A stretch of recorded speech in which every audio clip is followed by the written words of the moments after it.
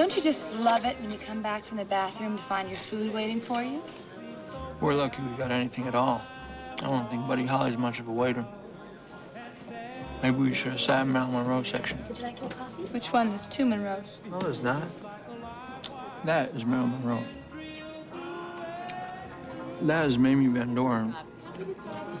And I don't see Jenny Mansfield, so she must have a night off or something.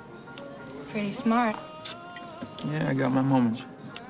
So do you think of something to say? Actually, I did. However, you seem like a really nice person, and I don't want to offend you. Ooh. This doesn't sound like the usual mindless, boring, getting to know you chit-chat. This sounds like you actually have something to say. Well, I do. But you have to promise not to be offended. No. You can't promise something like that. I have no idea what you're going to ask me. So you can go ahead and ask me what you're going to ask me. And my natural response could be to get offended. Then, through no fault of my own, I would have broken my promise. Let's just forget it. That's an impossibility. Trying to forget anything as intriguing as this would be an exercise in futility. Is that a fact? And besides, isn't it more exciting when you don't have permission? All right. Well, here goes. What did you think about what happened to Antoine? Who's Antoine? Tony Rocky Horror. You know him. He fell out of a window. Well, that is one way to say it. Another way to say it would be that he was thrown out. Another way would be he was thrown out by Marcellus. And yet even another way is to say he was thrown out of a window by Marcellus because of you. Is that a fact? No, it's not a fact. It's just what I heard. It's just what I heard. Who told you? They.